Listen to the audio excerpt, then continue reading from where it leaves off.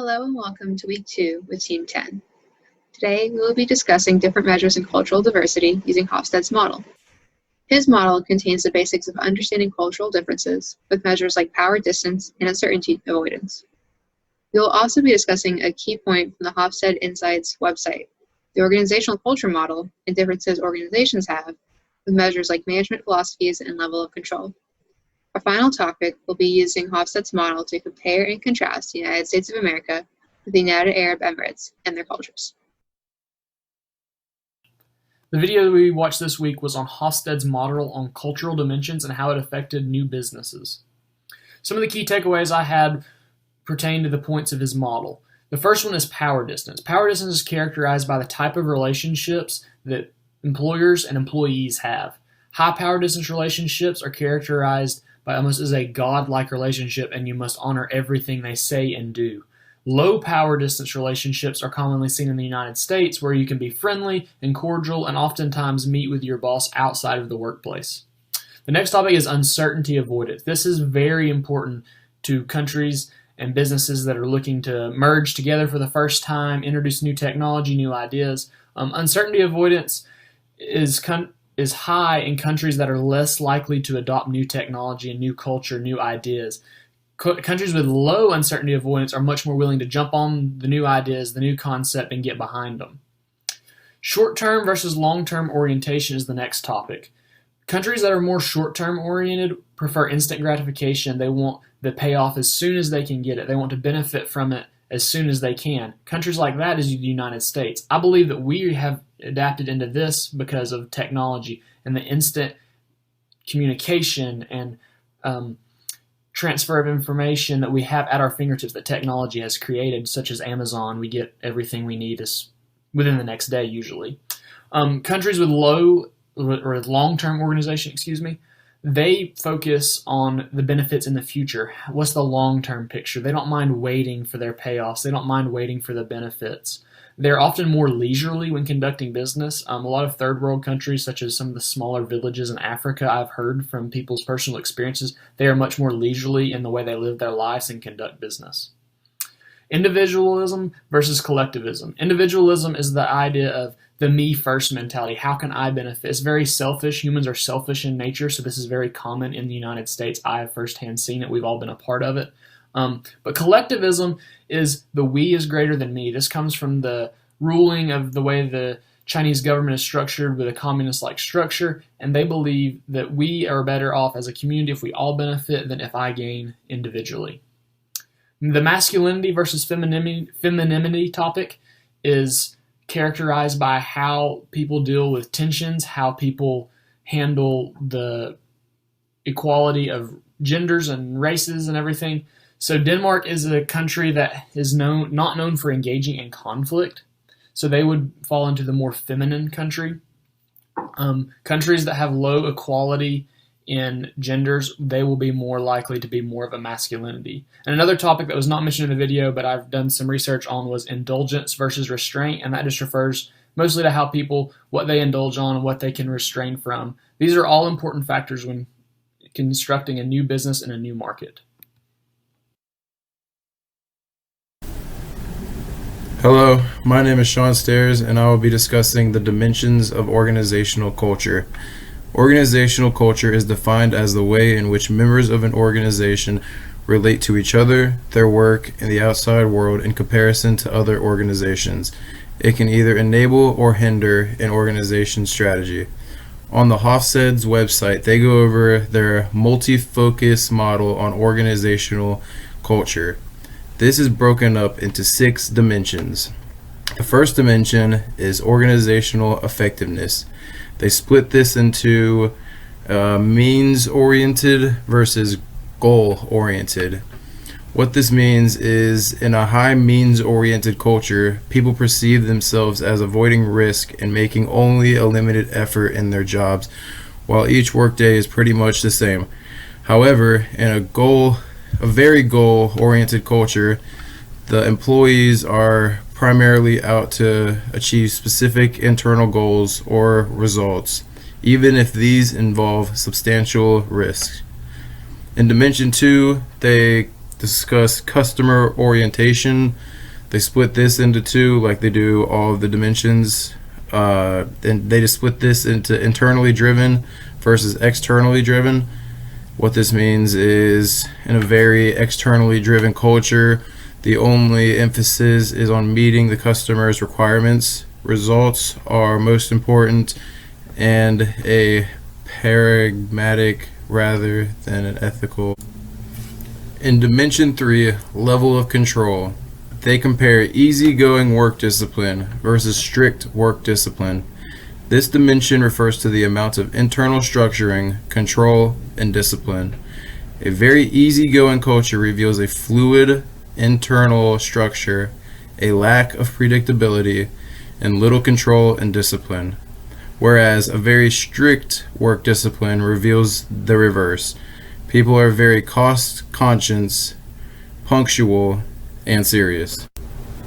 Dimension 4 goes over focus and compares local versus professional. In a local company, employees identify with the boss and or the unit in which they work. In a professional organization, the identity of an employee is determined by his profession and or the content of the job. Dimension 5 goes over approachability. They compare open systems versus closed systems. In a very open culture, newcomers are made immediately welcome. One is open both with two insiders and outsiders. It is believed that almost anybody would fit in the organization. Whereas in a closed organization, it is the complete opposite. They don't really feel welcomed, and they probably won't stick around for too long. The last dimension, Dimension 6, management philosophy. It compares employee-oriented versus work-oriented. In a very employee-oriented organization, members of staff feel that personal problems are taken into account and that the organization takes responsibility for the welfare of its employees, even if it's the expense of work. My name is Savannah Hutzel, and I'm going to explain the country comparison between the United States and the United Arab Emirates. Luke explained a little bit about the 60 model that compares countries, and using the Hofstede website explained by Sean. I'm now going to use it to compare these two countries. The first topic is power distance, which is defined as the extent to which less powerful members of an institution and organizations within a country expect and accept that power is distributed unequally. The United States Emirates scored high with a 90, meaning that people accept the hierarchical order where everyone has a place. They accept inherent inequalities, and subordinates are expected to do as they're told without further justification. The score for the US is a 40, which is close to the middle, meaning they mostly expect to be treated equally and have some equal distribution of power, but there is still respect for hierarchical order. The second topic is individualism, which is the degree of interdependence a society maintains among its members. In individualistic societies, people look after themselves and their direct family only, and with a low score of 25, the United Arab Emirates are a collectivist society, meaning they foster strong relationships and take responsibility for fellow members of their group. Unlike the United Arab Emirates, the US scored a 91 for individualism and is one of the most individualistic countries in the world. The US values liberty and justice for all, and even though hierarchy is established for convenience, superiors still rely on individuals or teams for their expertise. People mostly look after themselves and immediate family members, and in the business world, people get promotions mostly based off of merit or hard work. The third topic is masculinity, and a high score of it means the society is driven by competition, achievement, and success, while a feminine score means people will care more about caring for others and the quality of life. The United Arab Emirates scored a 50 on this, meaning they are considered neither masculine or feminine. The score for the US is pretty high, with a score of 62, and this can be seen in our work culture. With the high masculinity and the highest individualistic drive in the world, this can lead to detrimental effects in the future. Americans live to work, so they can obtain monetary rewards and work their way up to obtain higher status, and as a result of conflict and the need to be the winner, there are increases in court cases and polarization. The fourth topic is uncertainty avoidance, which is the extent to which the members of a culture feels threatened by ambiguous or unknown situations and have created beliefs and institutions that try to avoid these.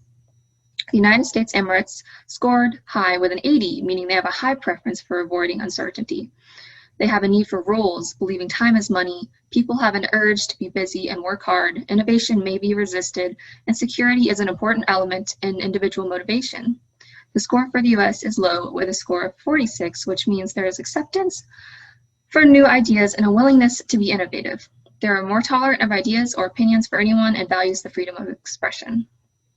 Long-term orientation is number 5, and it describes how every society has to maintain some link with its own past while dealing with the challenges of the present or the future. There is no score available for the United Emirates, but the US has a low score of 26, meaning that the US encourages thrift and efforts in modern education as a way to prepare for the future. Americans are prone to analyze new information and to check whether it is true. Because of high polarization, Americans have strong ideas for good or evil. They have strong opinions on certain topics like use of drugs, abortion, euthanasia, etc. The sixth and final dimension is indulgence, which is the extent to which people try to control their desires and impulses based on how they were raised. There's no score for the United Arab Emirates for this one either, but the US scored high with a 68, meaning they have weak control over their impulses.